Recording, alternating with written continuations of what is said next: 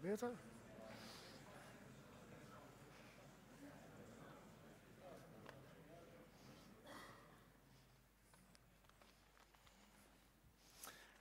Good afternoon all, and a very warm welcome here at the Gasunie headquarters in Groningen.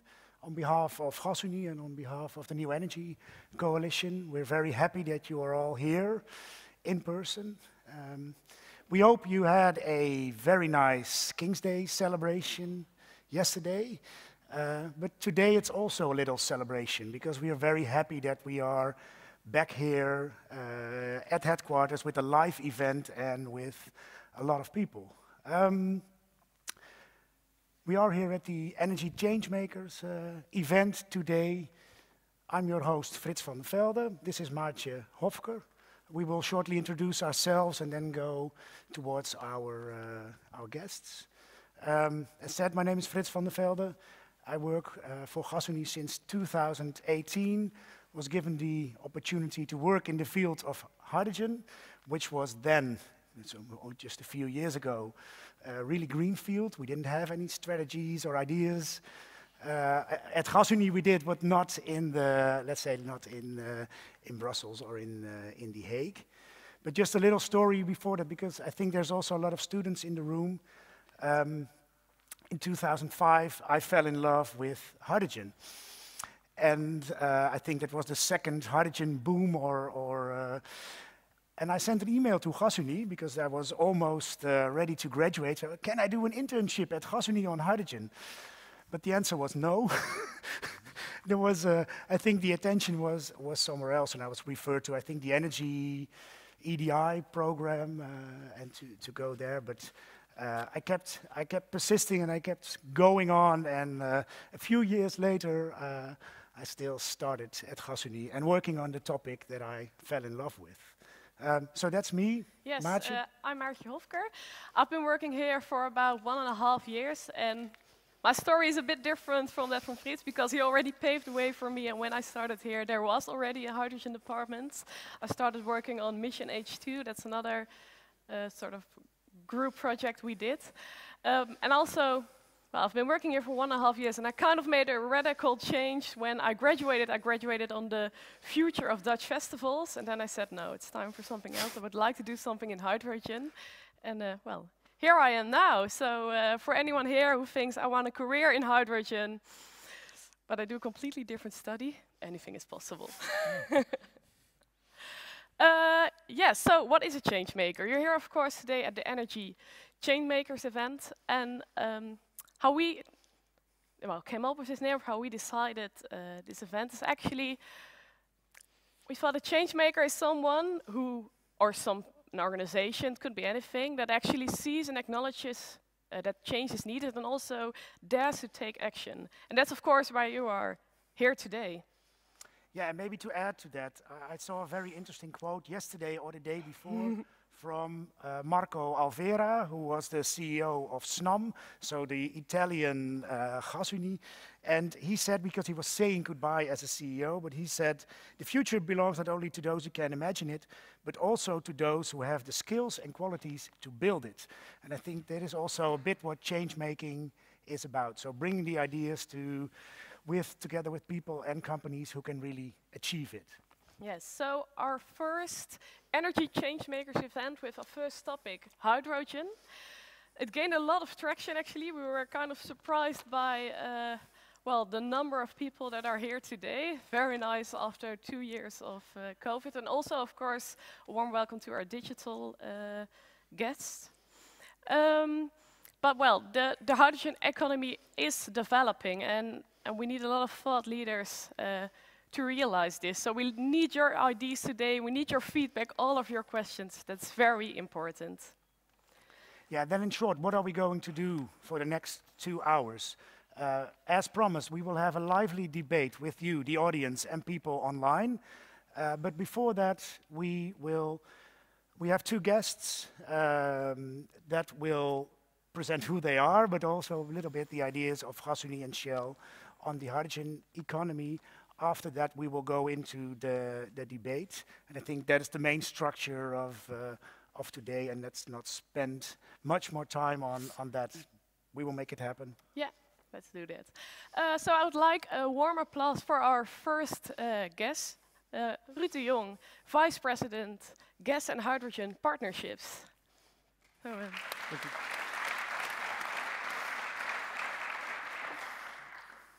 Good afternoon.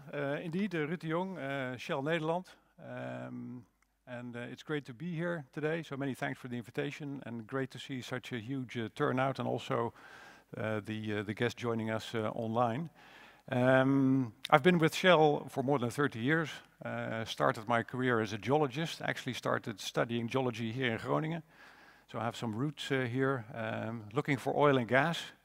And interestingly enough, 30 years later, I'm now looking for green hydrogen. So I've got a few slides, really only two. So I was asked about Shell's hydrogen policy. It's not so much as a policy, but I thought I'd explain why we think hydrogen could or should work. There's been an enormous amount of support for electrification, for greening up the electrons, for wind. You saw my opening slide here, wind park offshore Egmond aan Zee, the first one that was built in the Netherlands, Shell owned. Collectively, there's been an enormous amount of support and subsidy for electrons. We do realize, however, as energy professionals, that not everything works with electrons. We just can't do it all with electricity. And so we feel there is a real need for molecules. So I've tried to list here where. So there are what we call hard-to-abate sectors. For instance, in industry, where there's a demand for high-temperature heat, where you can electrify, we should and you should. But there where it's very difficult or extremely expensive or impossible to electrify, molecules are needed, and hydrogen actually is a great choice then, I would say. Furthermore, hydrogen can be stored. We can store electrons to a certain extent and for a certain period of time. But in terms of providing seasonal swing, etc., and flexibility, doing that with electrons is just incredibly complicated and difficult, and it would require, I think, probably too big an investment to do. Storing molecules is much easier. We do that now. Gasunie does that now. The form of natural gas, and hydrogen can be also stored quite easily. And furthermore, perhaps we'll have an opportunity to debate, but I think we'll need to see a mix of local, regional production, but also import and international trade. And doing that in the form of molecules also makes a lot of sense. There are some challenges, and I'm sure we'll be able to discuss those in more detail. As we go through, creating the market, creating the affordability are all very important. And how we do that, typically in Shell, but also in partnership with Gasunie, is to work on really ambitious projects.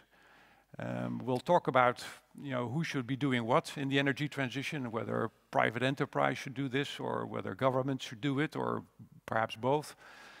But by doing big projects and ambitious projects and getting going with it, to speed things up, to achieve speed but also scale, big projects with ambitions like 10 gigawatts in North H2, by getting started, by starting to do the math and cranking the spreadsheets on it, we can go to government and say, we can do this, but we require this, that, and the other to make it work. So a little bit of advertisement for North H2. I think I'll leave it there, and looking forward to the debate. Our next guest, an in-house guest, Ulco Vermeulen, who is our Director of Participations and Business Development, and as such also a member of our executive board. So also an applause for him.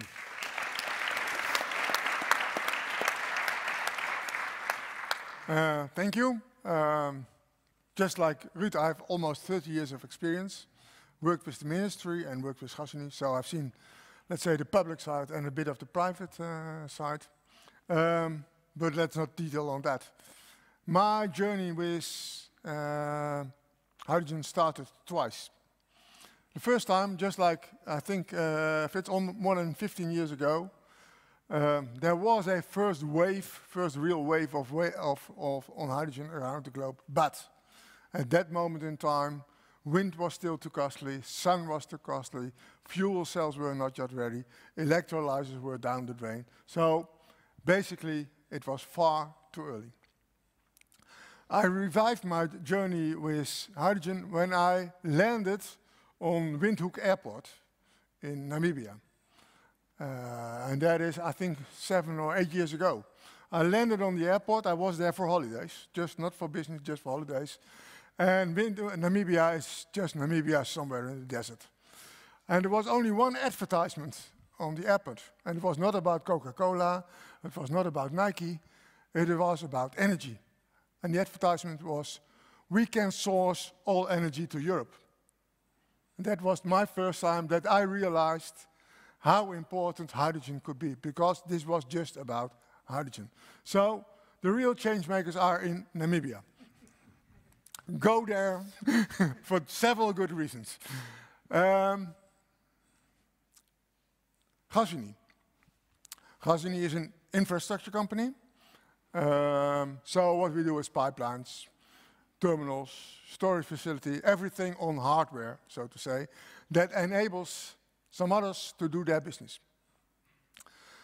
A couple of years ago, we started on hydrogen simply because we came to the conclusion when you really want to make the energy transition, you need something like hydrogen, in whatever form, but when you really want to make the energy transition and you really want to reduce CO2 emissions, this you cannot do just on the basis of electrons.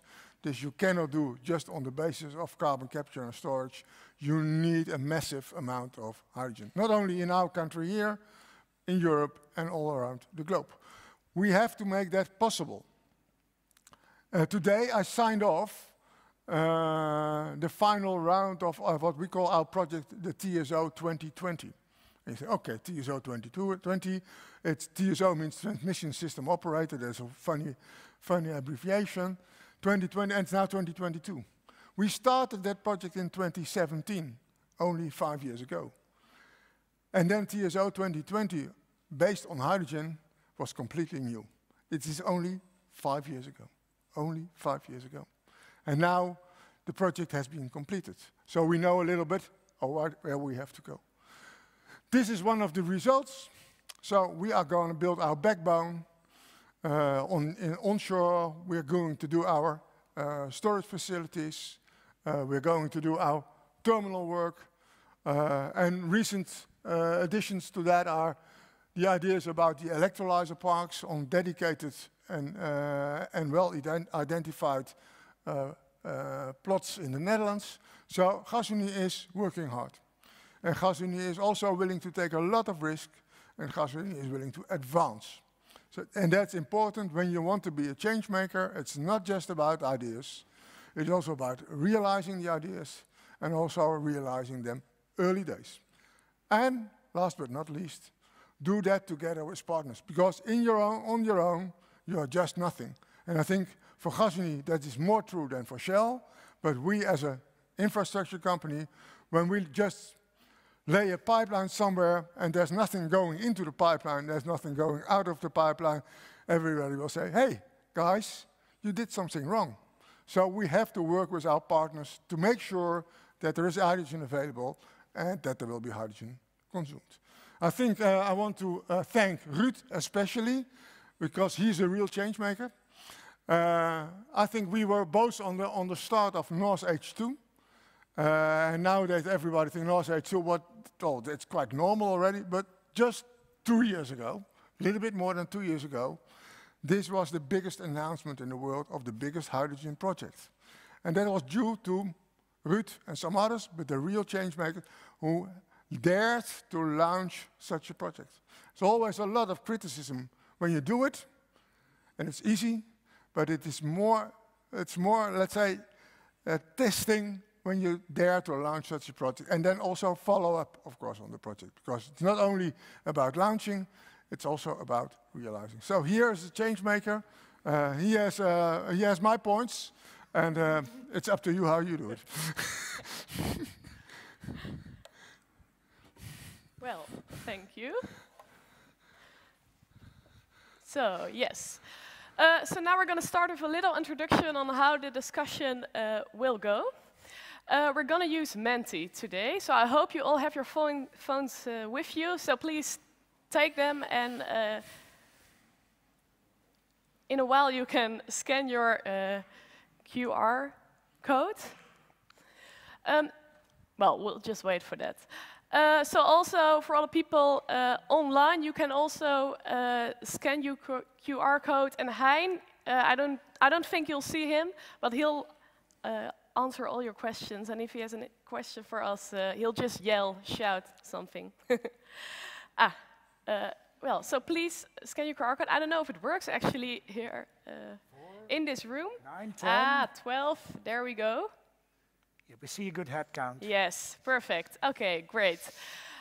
So what we're going to do, first of all, we'll have a statement here on Menti, and you're going to be asked to answer it with either yes or no. Then we have Eline and Maaike here. Can you wave? Yeah. They've been training over the last couple of weeks, so they will run around here in the audience to get your first reactions after we see the results. After some of the reactions here in the audience, we go back to Ruud and Ulco, hear their opinions on the topic. And then we go back to you, because when you signed up for this event, you get the possibility to well, suggest some topics, some questions you might have. And if you have any burning questions, you can ask them about it afterwards. So we have, I think, 5 statements, 6 statements. We'll see how it goes. If you have a question, it's going to be a bit new maybe. Raise your hand. You've been used to push a button over the last 2 years to raise your hand, but now we're physically going to do it. So let's give that a try. And for the online audience, you can ask your question, and it will go straight to Hein. And if you have any trouble asking your question in English, do it in Dutch, please. We'll translate them as we go. So yeah, maybe let's give it a try. Yeah, the topics of the day. The topics of today, but I would like to introduce them one by one. So Yeah. before we go, so we can, I think, skip this. But we see a lot of hearts. So We that's, see a lot of hearts. For me, the question before we start is how much time do we have, or does everybody have to respond? Is there? No, for the whole. That's for the whole discussion. So how fast do you need to fill this? It's up to me. Oh. So when we think. So Yeah. yeah, that's a really a change maker question, of course. Can you, as an individual, influence the pace of the energy transition? Do you believe so, or are you a little bit more pessimistic and saying, oh, it's really out of my hands?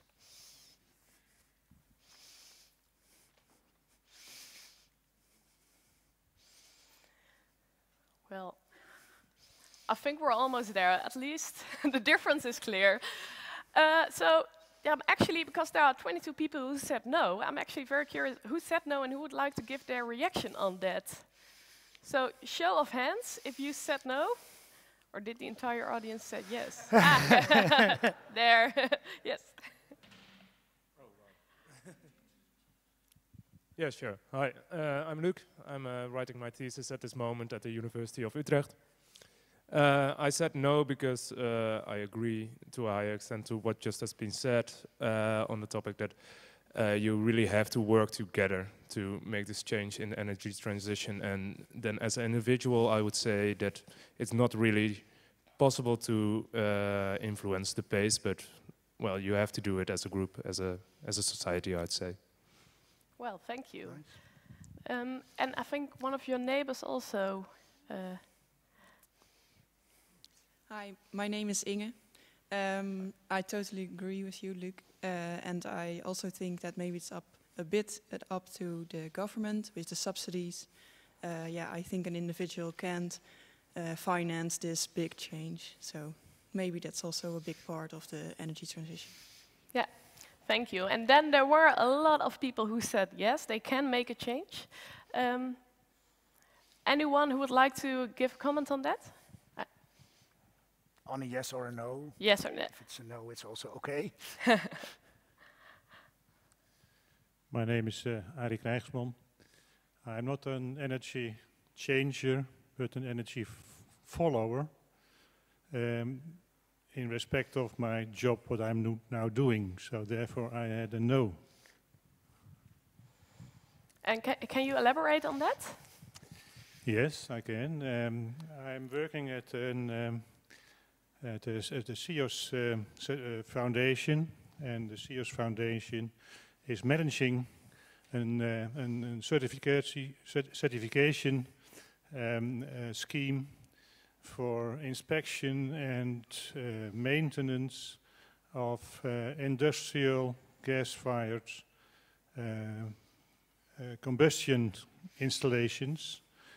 And well, always up to now, or up to, I don't know exactly, you're using natural gas, biogas, oil, and now with hydrogen, it's a little bit more difficult to make the performance and the safety of burners in the right way. So that's what I'm doing, and that's why I'm here, to see what the chain makers are doing and how we have to follow them to make sure that maybe by 2025 or 2027 the industry is prepared and our inspections are prepared for using hydrogen. Well, thank you. That's very interesting. I hope you learned something today here. I hope so, yes. Are there any more people who would like to give anyone a who comment? said maybe said yes. Yeah. So why, as an individual, do I you see believe someone here in the front. in the front? Who's faster? Thank you. My name is Olle. I am a student in energy sciences at the University of Groningen. And me personally, I picked yes because, well, to put it simply, I am here now. I have all the possibilities to study, to obtain a degree, maybe get a nice job later on. So I think I will have at least some influence on the pace of the energy transition. But what I want to stress is that I was actually talking to one of my professors about that today. In the current landscape of rising energy prices, there are so many people in the Netherlands, but also globally, who have no idea how they're going to make it to the end of the month. So how on earth are they going to care about, well, as some of us feel it, the end of the world? They don't have that possibility. And I think that's the point I want to make. And I think this can also relate to hydrogen, and maybe we can talk about that. Yep. Yeah, I think that's a very good... so it's energy poverty, I think, that you want to raise your attention for. Yeah, very good question, very good point. I think maybe, Ruud and Ulco, you could give your view on this topic and maybe answer or happy to say something about... So I think it's very clear that the vast majority thinks yes. And I think what I hear from the no-sayers, that actually they're also in the yes camp. If you read it differently and say, can I do it alone? I think the answer is clearly no. I think we do need to work together. But as an individual, can I influence? I think yes, I think we all can. Some more than others. You can influence by voting for a political party. You can influence by doing energy transition at home. But what I would, when I sort of saw the question, what occurred to me is energy transition is about taking risk, I think. So we don't exactly know how it all works, how it's going to pan out, what exactly we need to do. So the roadmap, I think, needs to be charted still. So you do need to stick out your neck. And companies need to stick out their necks, government needs to stick out their necks, and that only happens if an individual is prepared to also stick out his or her neck. And in such a way you can influence the pace. So Ulco mentioned North H2, very flattering words, Ulco, but really I think as an organization and with Gasunie and others, we saw that we need to stick out our necks, and that starts with individuals. So you say, yes, we need to speed up, we need bigger scale, Let's go and talk to the world. Okay, it's a bit scary because we didn't have a fully worked out project yet, so we got criticized for that. But still, we did it, and it happens, and you see the progress that can be made that way, and it starts with the individual. So, for my two bits. I think I want to add to that you probably also as an individual, you can do far more than you could imagine before. And do that at home, do that by voting, but do it also by making choices in your life and making choices in your career. We have quite some people here in the company that have said to me, I want to make a difference. And it's not about my wage rate, it's about my impact. And that's different from 10 years ago. So there's quite a vast group of people that really want to contribute to the future. And that is what we need. Those are the people, and many of you can follow the same path, I think. So you also really can make your own choices, and by making that choice, have a far bigger impact than you maybe can imagine today. Don't underestimate that. And of course, next to that, do what you have to do. Talk to your neighbors, talk to your friends, convince them about what we have to do together, but also make your own choices. Thank you. Oh. Let's time-wise. We do have, if you have any more questions now on this topic and you want to raise your hand, this is the time. Otherwise, we'll go to the next topic. Yes. So maybe one or two questions we can still accommodate. More in addition to what Ulco and Ruud said, there's much more that we can do. We all, as we are being present here, we all work at companies. And we, as an individual, can get hydrogen on the agenda. That is what we can do. We can lobby to our boss and to our boss's boss and to our boss's boss's boss and to the investors that are paying your company. That is up to us to get this attention and to get this prioritized. And that is not by sitting down, but by doing, talking, getting in boardrooms, and getting this message to the right people. Thank you. Any more questions or comments, of course? That's also welcome. No? Shall I maybe add one? Yeah, one of more course. thought? Yeah. That, as I'm sitting here, it also occurs to me that you know, I mentioned sticking out your neck and being able to and wanting to take risk. And the question, sort of the follow-up question is, why do we then need to take risk? And I think it's because the need to speed up. Mm-hmm. And if you realize, so we're in an energy crisis at the moment. We see what's going wrong with the fossil business and natural gas. But that is a system that was developed over many decades. And so the Groningen gas, 1960s, has been with us for so long. But before that, oil and coal, many decades we've worked on that fossil economy, if you like. And now we realize we need to change and we need to green up, and we only have a few years to do it. So we need to really speed up. And that means we need to take risk. It will mean we are going to make mistakes. We're going to get it wrong, but I think we'll all have to accept that and learn from it to speed up. I want to add something because we didn't answer the question on energy poverty. True. Yeah. Exactly. In a little bit of wider context, what happens today, of course, is an energy is a war crisis, is an energy crisis, and is an energy price crisis. And when there is an energy price crisis, a couple of things pop up. On the one hand, that is the energy poverty, but because when prices go up, there are groups that are sour and have really a problem in life. When energy prices go up, competitive conditions do change. When energy prices go up, the world of hydrogen is improving because hydrogen is more competitive in a world where energy prices are high. And the same is true for some other energy source. So the competitive landscape is changing. What is also changing, and you see that starting right now, is the idea about how should we organize our energy system.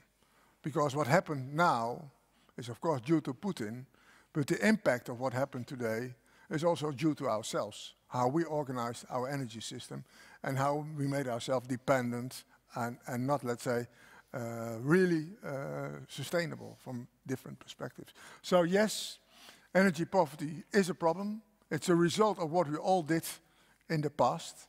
But it is not only energy poverty, which is a social problem and which is a voting problem for politicians in a few months' time, but it's also that the competitive landscape is changing and that we get better ideas, I think, about how we should organize our energy system. One last remark. Of course. I have a question to the gas union. We asked the gas union, can we put hydrogen, green hydrogen, not out of electrolyzers, but out of syngas, into the grid? And that's a difficulty because you can only put 0.5%, and then you have to go to the ministry to upgrade that, to go to the 15% or whatever. But you have to do that in steps. So I'm 27 years in permitting, all kinds of permitting. We've done biogas. We've just recently did a geothermal. We're into syngas. But permitting, I can write a couple of books about that, how difficult that is. Because if you want to have a permit, that takes 1 year, 2 years, 3 years out. And so we need to have more cooperation with the government, with the state government, local government, but also the national government to improve the permitting process. So that's I'm talking out of experience, not out of a textbook. But what is your opinion about that? Those kind of things, because that's the hard experience we have encountered so far.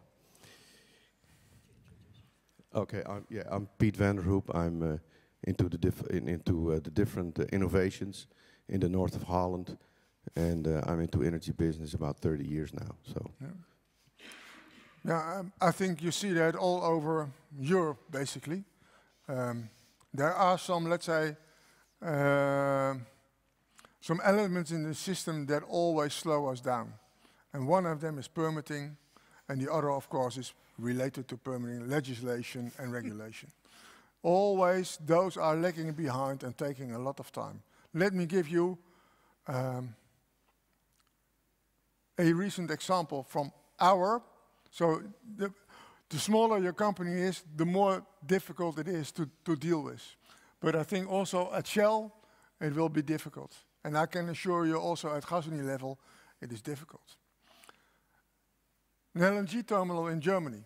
We have been working for the permits 4 years. We did not make any progress. There is no LNG terminal in Germany. The German government has asked us, Gasunie, just a few weeks ago, after the start of the war, please, Gasunie, can you make an LNG terminal in Germany? And can you do that the Tesla way? And the Tesla way means simply setting aside the permitting process we have developed in Germany ourselves. Please escape from that permitting process, just go and make it happen. This is what is possible today due to the fact that we are at war. This was not possible 3 months ago. And I think we will see more examples, depending on how the war develops and what it means for Europe. But you will see that the world will change. The world's getting more flexible. You have to use that moment in time, because when it's gone, we will return to where we were before. Because society always organized this type of inflexibility. So always look for the right moment. And somebody said, never change, well, never waste a good crisis. Well, this is a very bad crisis. But even this bad crisis does create some opportunities. So, very good that we have your tongues and lips loose, but we need to go to the next statement, otherwise we will run out of time. And it seems tricky, ecology is subordinate to the energy transition, but it is about spatial adaptability. It's about the nitrogen issue in the Netherlands. It is what is more important. So we would like your opinion on that topic and hope also to get your lips loose on this one. So I hope everybody is still logged in. I see that the head count is growing again.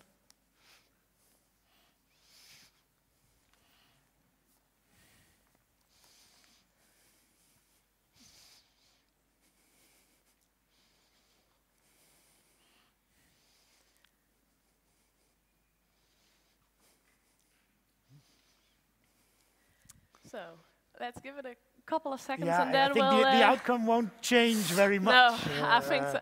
But now let's start with the biggest group. Who would like to give their reaction on why they said no on this statement?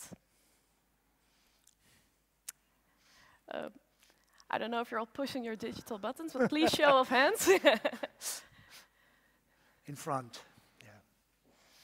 Yes, my name is Bart van Bazuil, working at Brunel, based in the human capital side of the hydrogen transition. My answer was no, quite obviously.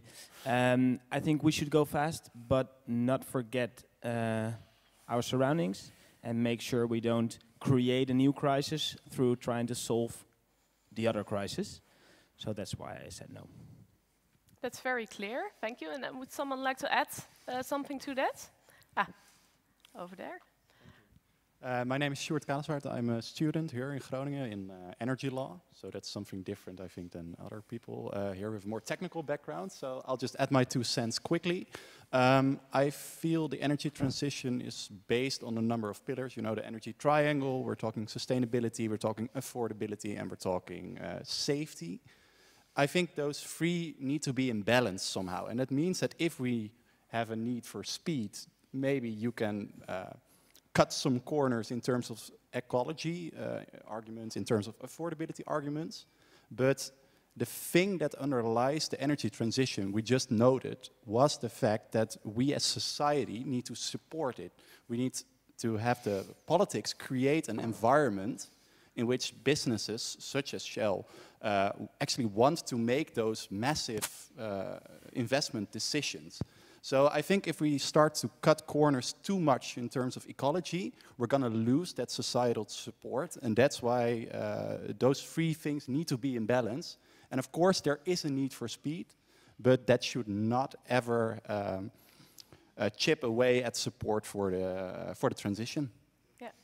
Well, thank you. Yeah, I think if I hear both of your reaction, it is all about balancing. It's not per se no, but it's about balancing. Is there someone who said yes and would like to elaborate a bit on that? Yes. I see a hand over here. Yes, I am Reon Baars. I'm working at Alliander. But thinking about ecology, I think there is still a lot of gain we can do about thinking how we design new products so that we can actually recycle them much easier. I think we have to think from the circular economy part with every step in the design, designing electrolyzers, also designing pipes in every part. I think there's still a lot to gain. We will need a lot of materials. And this can actually become a problem. We will be maybe more dependent from other nations. So I think this is a really important step that we should keep in mind. Make it circular, make it so that we can recycle things, fix things. And what materials are we going to use? For example, in electrolyzers, PEM electrolyzers, there is this PFAS material.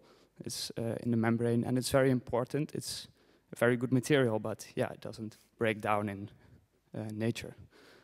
So these are still things that people need to keep in the back of your mind.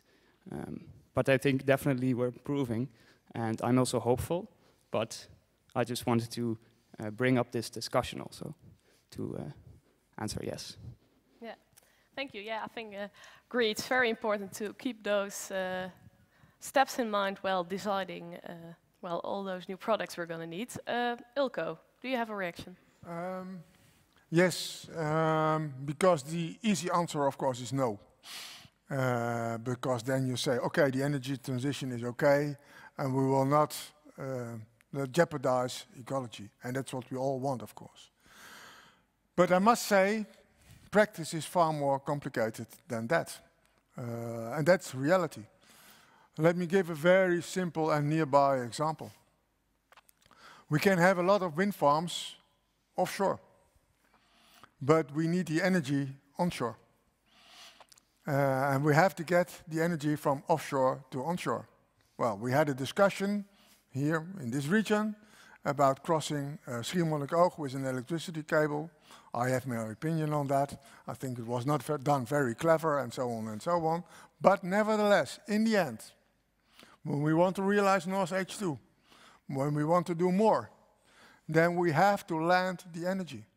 So we need cables and we need pipelines. Anyhow, we have to do that in the most clever way. But also those wind farms offshore also have an impact on ecology. It doesn't go without. And when we want to import hydrogen from Namibia or from Chile or from Saudi Arabia, whether depending on what country you love, but also solar farms, wind farms, electrolyzers, water systems in those countries will have an impact on ecology. So it doesn't go without. Of course, we have to be careful and we have to be cautious and we have to balance. But you cannot balance forever. I'll come back to permitting. Yes, you can balance forever and set conditions and set permits so that we make no decisions. And that can last for 5 years, for 10 years, and for 15 years. So you have also to balance between, let's say, speed on the one hand and that balance on the other hand. But we must make progress. And it's too easy, my firm opinion, it's too easy just to say no. It must be done in a very considerate balance. Thank you. Yeah, but this is a very difficult question. When you look at these two, I think you probably can't have an ecology, or at least an ecology we think is desirable without energy transition. So I think it is indeed about balance. Actually, oddly enough, it also has to do with the previous question around permitting. So the whole permitting process is around society permitting a group or a company to have a footprint and affect and influence and impact the common good. And common good is air quality, water, soil, etc. So it is important that there is a good permitting process, because the permit allows somebody or someone to do something to the ecology. And the level within where we do that is going to be impactful. And so Ulco mentioned the Schiermonnikoog example. You can't have one probably without the other. And for me, I think important to realize that what are we ultimately trying to achieve? So we're trying to optimize the wider environment. That means that sometimes you probably have to sub-optimize something else.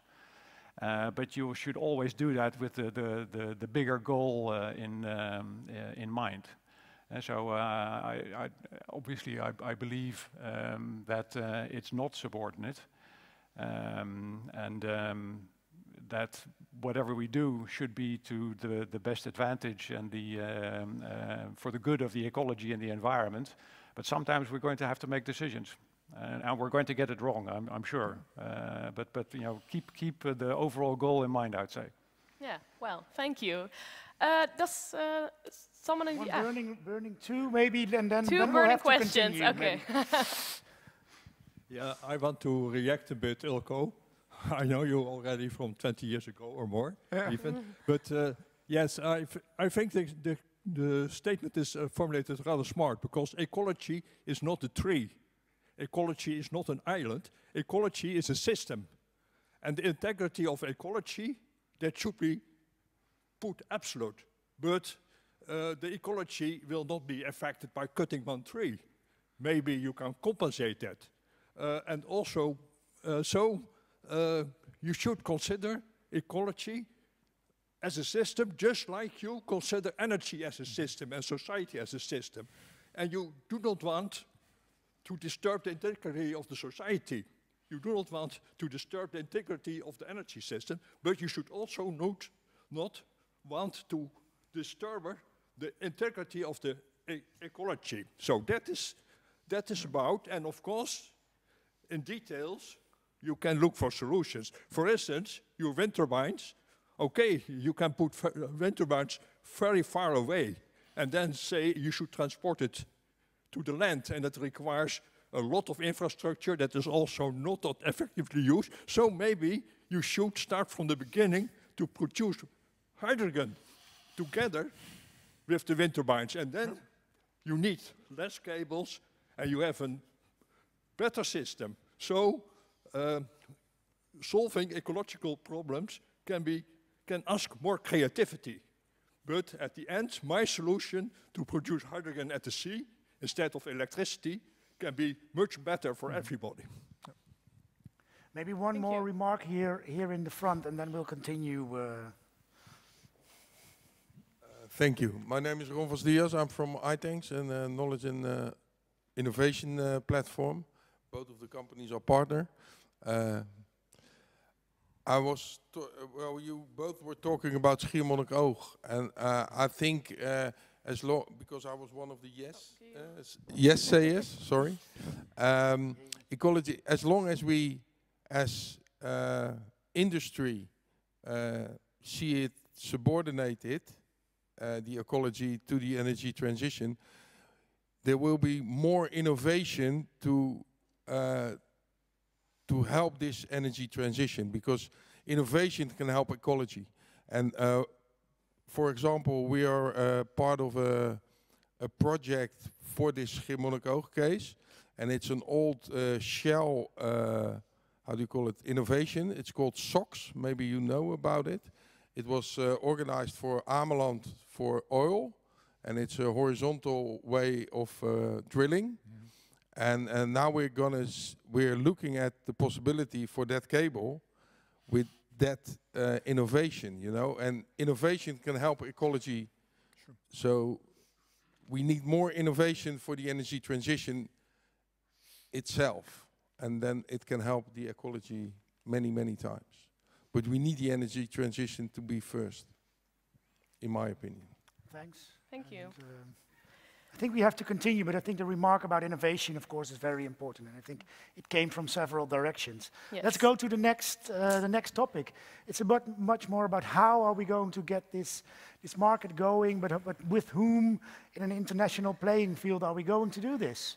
So is it essential that the Netherlands leads the world in the development of hydrogen? Can we? Must we?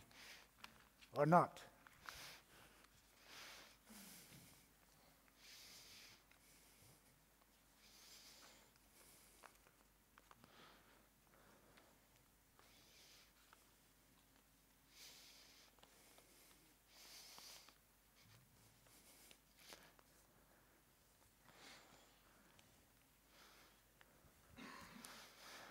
So who wants to go first? Yeah.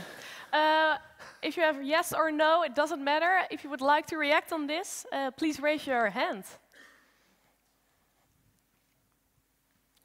Who dares to? Again, yeah. Who wants to? Here in the front, some volunteers. Hi, my name is Ulco de Jongh. I had the honor to once assist Gasunie in building the Energy Delta Institute. And these days I do build on this knowledge I got from Gasunie and working together, which was a big honor. I coached the embassy in Kuwait. And it's very fascinating to see, of course, also with some other embassies I work together. If you go to these kind of countries, it's not that they are thinking in the same way always. A country like Kuwait exists for 80–90% based on their oil industry. So convincing people and doing that, I think, leading is much too strong. You can help them, assist them, but I think the difference in their goals and our goals is so big that you have to find ways to also understand their goals and align with them. If you don't do that, you will run into big trouble. So yes, you must of course take a big effort, but also be aware that big parts of the world are not even aware of this solution or driven to do this. So then if you start too fanatic, you will get an answer no. So maybe it's leading in a very modest way and try to assist these countries to move, because we need them to do it, but it's tough. Thank you. Yeah, and, here in the front.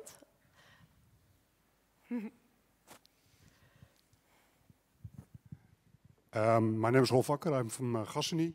I hope we are the 50th country on that list. That means that we're doing a hell of a job in the world, and that's more important than our position as Netherlands in that in this list. Thank you. I'll see another last comment, and then we'll go to Ruud and Ulco. Yes, here on the. Yeah. Hi, My name is Joshua, and I'm from Nigeria originally. I've only spent 8 months here. And I'm working at Center Energy Transition in Groningen here. I'm doing work on hydrogen. So I think I chose yes, because I think it's important that the Netherlands should help other countries. Of course, Nigeria is a developing country, and it's also oil producing. And we depend a lot on what we get from oil. And I'm always very worried about what will happen to us in the future, because the truth is, if we don't have assistance on stuff like this, and then all the oil assets become, as they call it, stranded. And even now, oil companies are already moving from Nigeria, Shell, for example, selling their shallow water assets and stuff like that. So the future, in my opinion, is not really looking good. So we will need assistance on stuff like this, hydrogen, because I think we can also convert some of the gas assets to maybe hydrogen in the future. So that's why I chose yes. And I hope Shell, for example, will think about helping, because before I came to the Netherlands, I didn't think I would mention Shell and renewable in the same sentence. And so it's nice to see that they are doing a lot of stuff on that.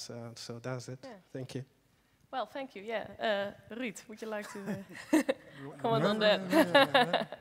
No, I think so. It's a very interesting question also, and I think you can make a case for either way. I spent 10 years of my life in Nigeria, so why do I think is it essential? Can you theoretically see a system or a global energy system where the Netherlands doesn't need to lead? Yes, theoretically, I think you could see that. I could see, you know, had Australia been put full of solar panels, they could probably supply all the hydrogen in the world. But have they done that? Are they doing that? Is it available somewhere else? No. So then I'm sort of back to the very first question, is about leadership and taking risk. I think if we're not all prepared to lead and take risk, it's not going to happen. It's not going to happen fast enough. So, you know, my answer would be, is it essential that the Netherlands leads? I think yes. And it's great if somebody else would also do that and advance it even faster, great. But if we don't take responsibility and leadership and step up ourselves, this is the whole thing about energy transition. So I don't for one moment doubt that if we're completely fine here in the Netherlands and everything is 100% green, that doesn't mean that the whole world is going to be green yet. That doesn't mean that China is green yet, etc. But if we don't start here, it may not get the traction globally that we need.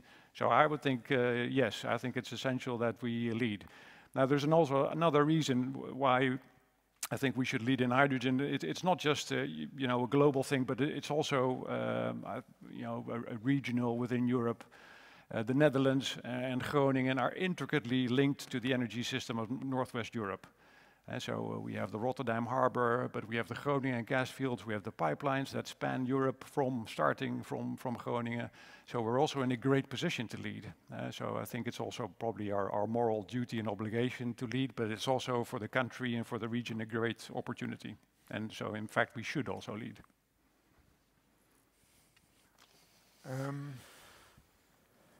I think we should lead.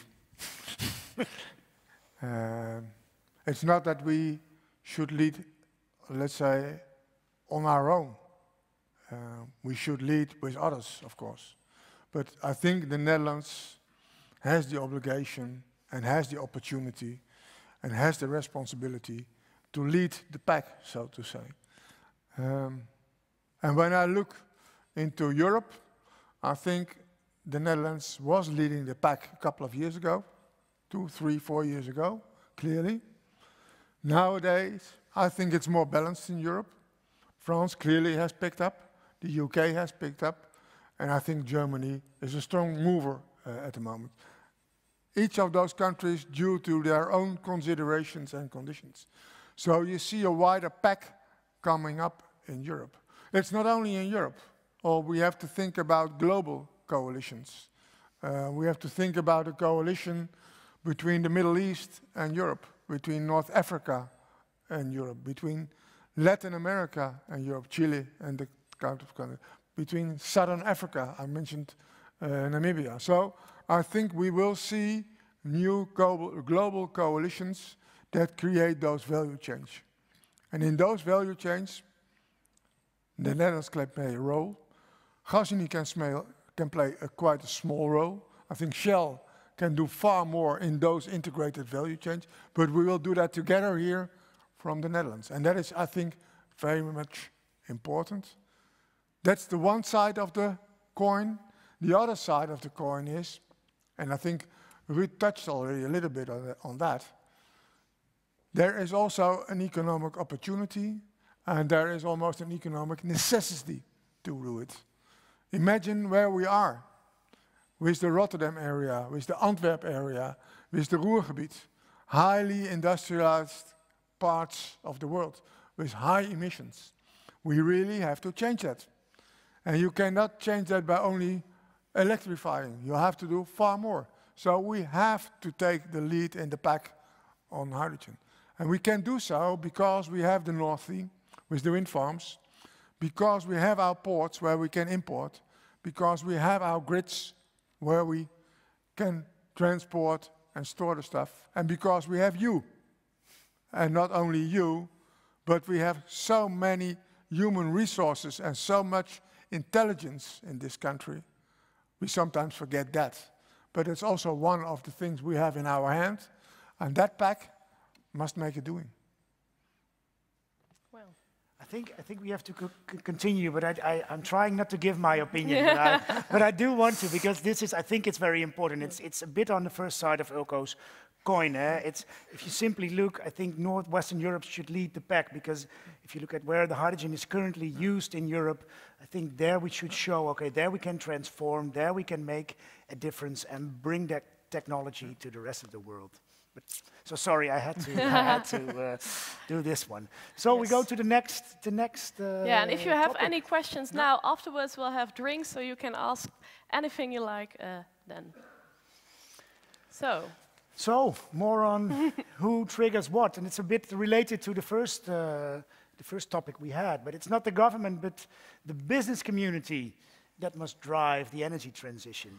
So not the individual this time, but companies should do it and not wait on the government.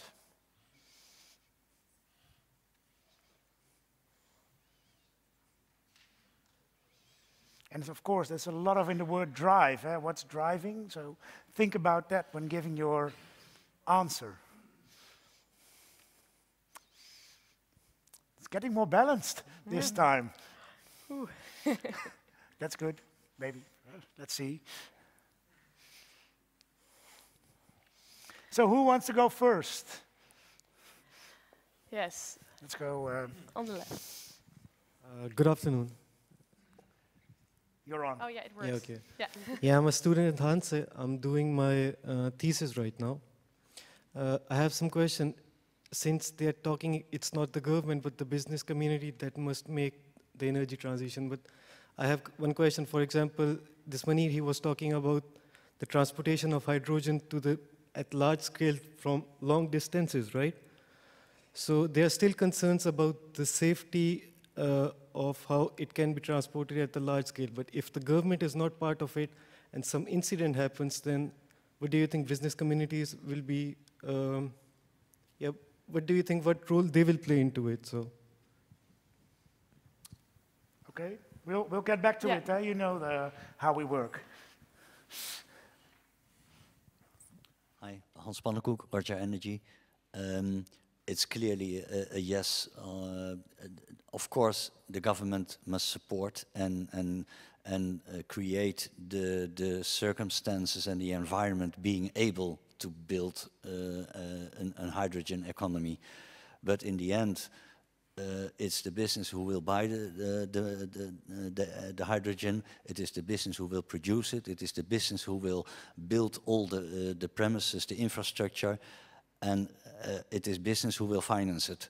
Yeah. So, and there's only there is a part of the government, of course, but it is not the leading part. Well, thank you. Once, twice, maybe one remark here in the front, in the back, and then... I'm myself a law student, and this question about the main drivers promoted me to think about to what extent do you think does any specific legal framework might impede or actually support and promote the further, more intensified development of an energy transition in general? Thank you. Yeah, so Lely, maybe let's start with this final question and then we'll go back to the first question. Would one of you like to answer? Shall I give it a start? I think behind this question, behind this statement, basically is the idea that when you want to create the hydrogen economy, but in a wider context, the energy transition, many things have to change. A new value chains have to be created. And that's not very easy. That's very complicated. It's complicated for a government. It's complicated for a company. So it's complicated anyhow for everybody. So normally you say, okay, the government does facilitate one way or the other, and the business community has to work and has to make it happen. This is more complicated. Here we need a new way of cooperation between, let's say, the public sector, governments, and the private sector. That's what we have to do. Otherwise, we will lose efficiency. Otherwise, we will not make the speed. Otherwise, we will not realize the scale we need. So we need a new kind of cooperation between the public side and the private side.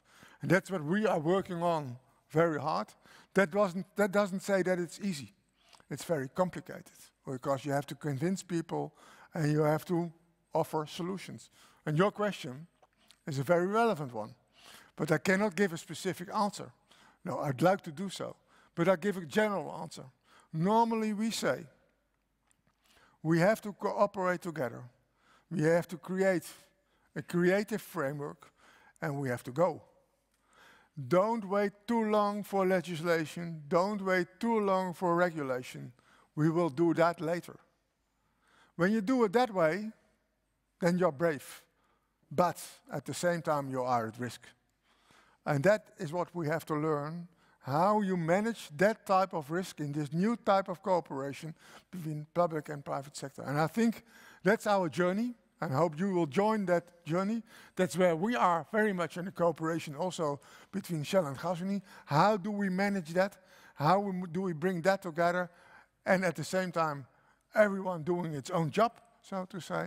And that's where we have to go. So it's an easy question. I'd like to give an easy answer, but there is a real world behind. And I'm most happy that, let's say, there's a kind of a split balance in this question, because when it would have been a reverse question, probably the same answer. And it means that the government and the public sector on the one hand, and the private sector on the other, they really have to work hand in hand in a modern and new way.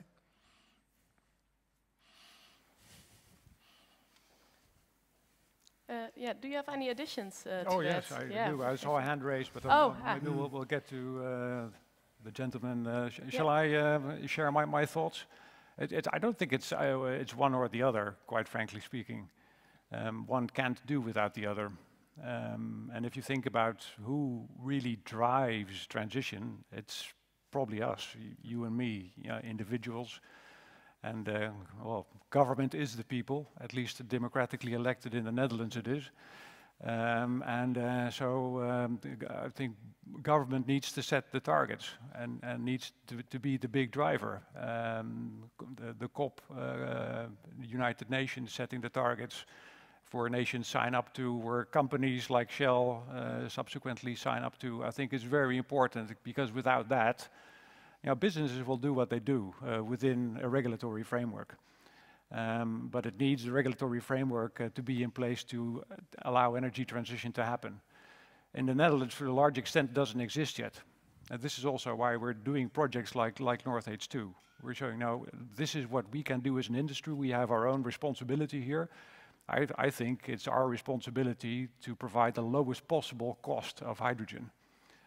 Knowing that it's a very difficult value chain to get off the ground, it's going to be very costly. It will probably need public funding to support it, to get the hydrogen economy going. And you can only claim or make a claim on public funding if you can demonstrate that you're the lowest possible cost to society. Now, if we do that, and we show, euros per kilogram of hydrogen, what our cost is going to be, we subsequently need that to go engage with government to say, well, this is the policy, the regulatory framework we need. We need that in the Netherlands, we need it in Europe, and ultimately we're going to need that all over the world. So I think actually if it just were a black and white question, it's probably yes. I think government should drive it. And how they should drive it is probably up to us to show them what it is we need to make this a reality. So let's do one more remark. Okay. A remark, of course, the government needs to work with the business community, but also we need education. Because, as you know, Mr. Ulco, 2 years ago, everybody was screaming, we want no gas, no more gas. We want off the gas. We want to electrify. Then the Allianders of the Netherlands came and said, well, we have to put in big cables. We cannot do that. It's impossible. In Friesland, you cannot even get a connection to the grid anymore. You have to wait for 5 years. So there's a lot of disinformation. Also on, they were talking about nuclear. Well, then I wrote an article for the politicians and said, where's the uranium coming from? Oh, it's from Kazakhstan. Do you know how much depletion there is, where the reserves are? All these politicians, the 150, didn't know anything about that, but they were screaming all about, yeah, we need nuclear, we want to go off the gas. So there's another thing that the gas union, Shell, and all those big companies need to do is educate the public. Shell has done some real nice ads in the papers and on the social media, etc. So I was happy with that, but that's also a task of gas union and all those big companies to educate us. Educate the public, like it's like this, it's like this, it's like this. Otherwise, people don't know, and they get confused. And then somebody screams like, "Get off the gas!" And everybody goes like, "Yeah, let's get rid of the gas." And we have the best infrastructure in the world in this country. So that's another task, I think, for everybody to educate. Thank you. Let's continue and try to be smart in the next round if you want to really make a remark on this topic and try to bring it in. Because otherwise we have to squeeze your time for networking and drinks. And we still have 2 more topics, one very short one, but this is the last big topic we want to discuss with you.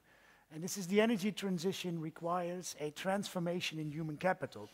And we just mentioned there, Alliander putting cables in the ground, but we also know how much people are already needed to get this electrification going. So how are we going to do this? And can we just keep going, or?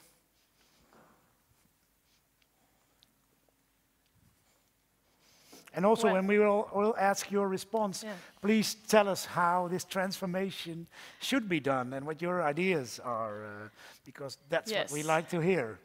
Maybe I think the outcome is not going to change here as well. So maybe, I think that's the question. Who would like to give their opinion about that? I think especially that word transformation. So how do you see that? I see, hand in the front. Hello, my name is Huub Sturkenboom from Brunel. And we work in the human capital side. And I think the most part of it, what we hear, what we see about our specialists, they want to work in the energy transition. They want to know their knowledge. They're now working on oil and gas fields or around the world. And we say to them, okay, let's try and get you studied together for the renewables, for everything in the hydrogen. And what we see on I would say in the Netherlands we always look to the younger people, to like now on the secondary school, and we say to them they have to go to the really engineering part, the technical studies, and we have to start there. And we think from Brunel, no, we have to start with people who are now working with 5, 10, 15 years of experience. They have the knowledge of their experience in the right place right now, but not on the energy transition part. So of course, yeah, it requires a big transformation for them. Yeah. Okay. Well, thank you. Any other remarks? Otherwise, I see here a hand in the front. Oh, there's. Hello, my name is Jolina and I work at a Groningen-based startup. The quote you mentioned at the beginning is a very good one, because I think the energy transition requires a different way of rethinking the system. And well, my question is, what opportunities are there in your companies for engagement of younger generations? Because I believe that they are better able to reimagine this system. Well, maybe let's open by answering that question. Ruud, yeah? Kick it off. It's great to see that there's 7 people out there who have already been transformed. So that's.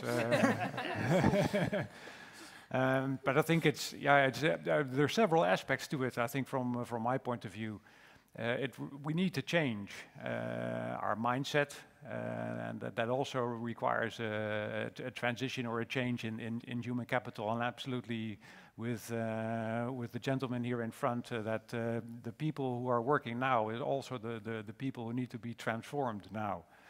On the other hand, we also need the energy transition system and the new hydrogen economy to be built. And we need skills for that. We need people to do that. But it's difficult to get people educated for a system that doesn't exist yet. So there's a bit of a chicken and the egg problem. So we have to sort of really work together and fine-tune it, because we're not going to train people who subsequently won't have a job. Having said all this, it sparks such an amount of enthusiasm for people to work in energy transition. It's really incredible. So how we all do that, we don't have all the answers.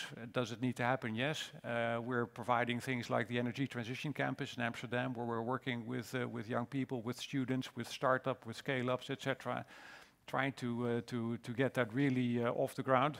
So I think we all need to change, and so I think therefore human capital definitely needs some transformation. What I would like to add to this is that normally you see very much a focus on, let's say, the technical part of this transformation. And yes, we need those guys and those girls that make the pipelines, that make the electrolyzers, that make the ships, and so on and so on. But do not make the wrong conclusion. It's not only about the technical part. It is also about, let's say, the regulatory part, the legal part, the commercial part, the social part, the political part. So we need all the disciplines to create this new world. And it would be let's say, my plea, not only focus on the technical stuff, because yes, we need them and we lack them at the moment, but in the future, in the near future, we will need all disciplines to make this happen. And I'd like to invite you also to Gasunie. We have traineeships, we have places for younger people. Last 2 years, we also got many people in that have 5, 10, 15 years of experience. So we are working on our balance as well. But people that want to make a difference and really want to make the choice, always welcome to come around. Well, completely agree. I see one hand at the back. Do we have time still? Yes?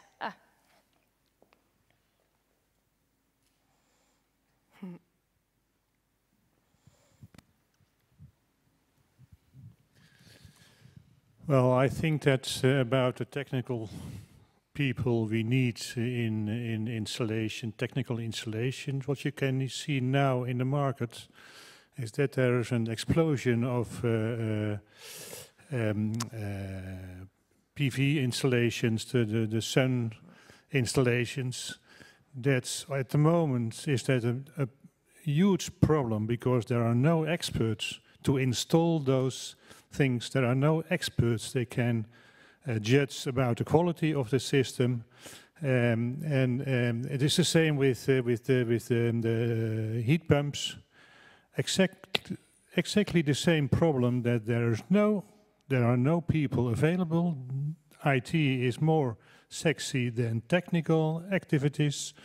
They have to be educated but there is at this moment hardly any possibilities for education. We see it in our activities for inspections and maintenance. It's a big problem. So I think when you are so far that hydrogen get a standard fuel for the industry, you have to start now to think about and to develop educations for those kind of people. Otherwise, you will have the same problems. That's what now happening in the technical industry. Thanks a lot. I think we have to wrap up the discussion part.